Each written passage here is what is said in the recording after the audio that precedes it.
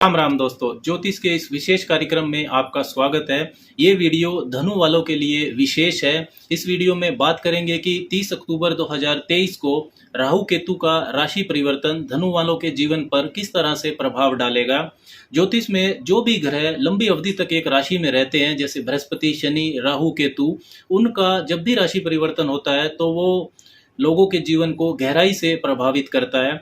ये वीडियो धनु लगन व धनु राशि दोनों के लिए ही महत्वपूर्ण है, लेकिन लॉजिकली अगर देखा जाए तो जो धनु राशि, जिनकी चंद्र राशि धनु है, उनको जो राहु केतु का राशि परिवर्तन है मानसिक रूप से ज़्यादा प्रभावित करेगा, क्योंकि जो राहु केतु हैं वो चंद्रमा के ही नोड्स हैं। North node of moon Rahu को कहते हैं और south node of moon Ketu को कहते हैं। इसके अलावा राहु केतु का जो ये राशि परिवर्तन है, ये उन धनु वालों को ज़्यादा गहराई से प्रभावित करेगा जिनको राहु या केतु की महादशा या अंतरदशा चल रही है।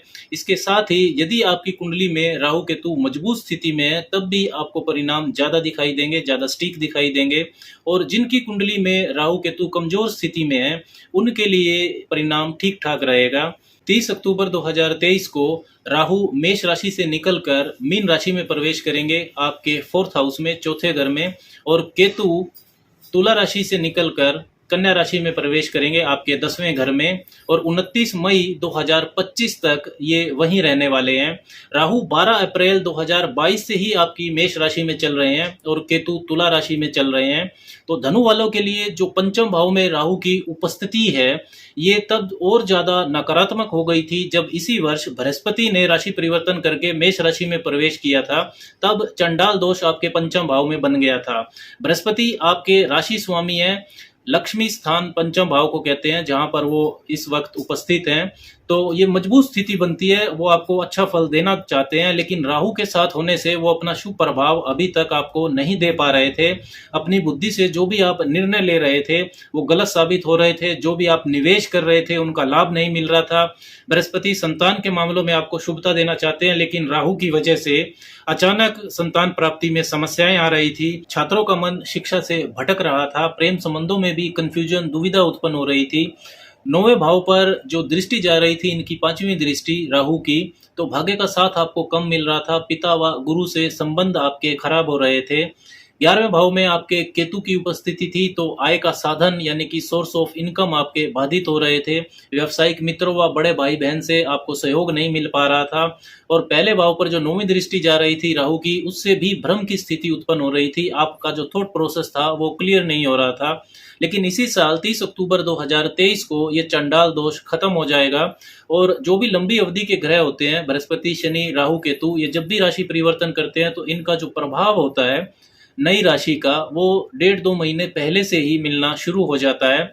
चंडाल दोष खत्म होने के बाद जो राहु केतु हैं, ये चौथे और 10वें भाव में आपके प्रवेश कर जाएंगे। चौथे और 10वें भाव में राहु केतु की उपस्थिति इतनी शुभ नहीं मानी जाती है, लेकिन धनु वालों के लिए इनकी अशुभता में कमी रहेगी, क्योंकि जो राहु के राशि स्वामी है, राहु के डिस्पोजिटर बृहस्पति, और आपके लिए वो पहले और चौथे भाव के भी स्वामी है, वो पंचम भाव में उपस्थित रहेंगे। तो आपका जो विवेक है, आपके निर्णय लेने की अक्षमता है, उसमें संतुलन रहेगा। संतान का जो पक्ष है वो आपका मजबूत हो जाएगा।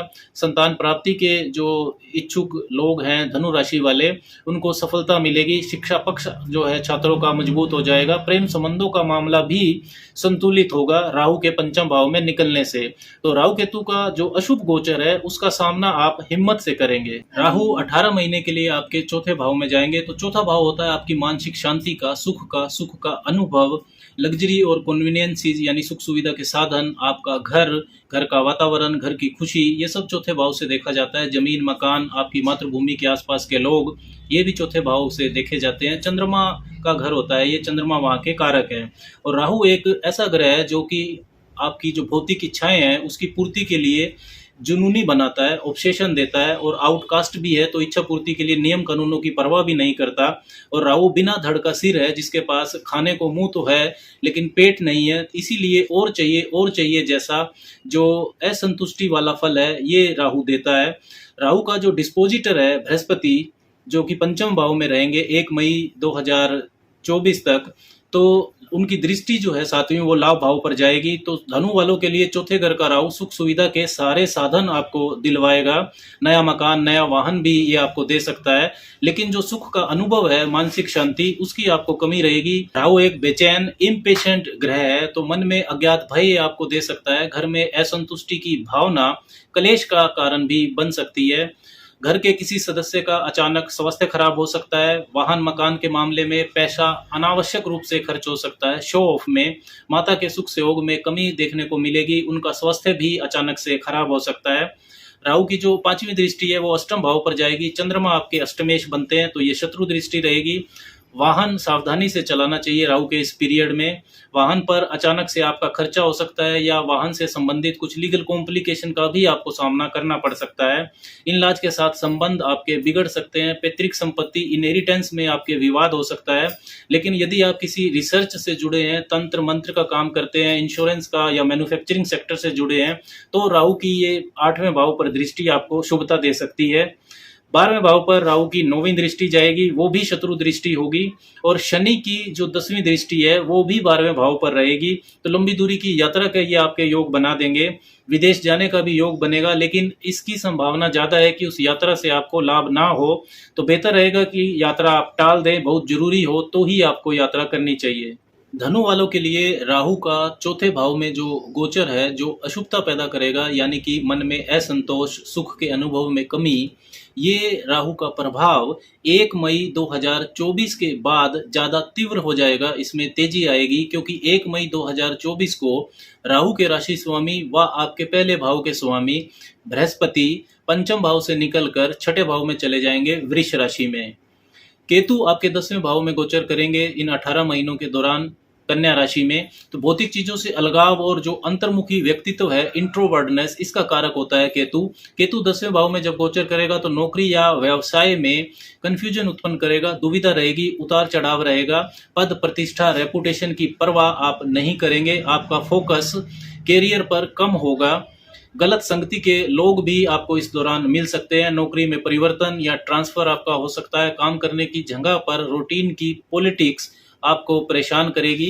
इसके विपरीत यदि आपका काम रिसर्च से जुड़ा है, तंत्र मंत्र, किसी तरह की हीलिंग से जुड़ा है, साइकोलॉजी से जुड़ा है, अध्यात्म, समाज सेवा से जुड़ा है, तो इन व्यवसायों के जो धनु राशि वाले लोग हैं, उनको केतु की 10वें भाव में उपस्थिति शुभता प्रदान करेगी। केतु की जो 5वीं दृष्टि है वो दूसरे भाव पर जाएगी, तो आपकी जो अकोमुलेटेड वेल्थ है, धन संपत्ति की जो बचत है, उसको आपको संभाल कर रखना होगा। धन के मामलों में ये प्रभाव आपको लापरवाह बनाएगा। 9वीं दृष्टि केतु की 10वें भाव से छठे भाव पर आएगी, तो शत्रु, कोर्ट कचहरी का अगर कोई मामला आपका पेंडिंग है तो वहां आपको शुभता मिल जाएगी। शत्रु आपके पीछे हट जाएंगे। धनु वालों के लिए राहु केतु के इस राशि परिवर्तन से जो सबसे अच्छी बात निकल कर आएगी वो ये कि आपकी जो राशि के स्वामी है बृहस्पति, वो चंडाल दोष से मुक्त हो जाएंगे। पंचम भाव में लक्ष्मी स्थान में शुभ स्थिति में रहेंगे। तो संतान के मामलों में, प्रेम संबंधों के मामलों में, शिक्षा, उच्च शिक्षा के मामले में, निवेश के मामलों में, और जो आपका विवेक है वो अच्छा हो जाएगा। इन सारे मामलों में आपको शुभता मिलेगी।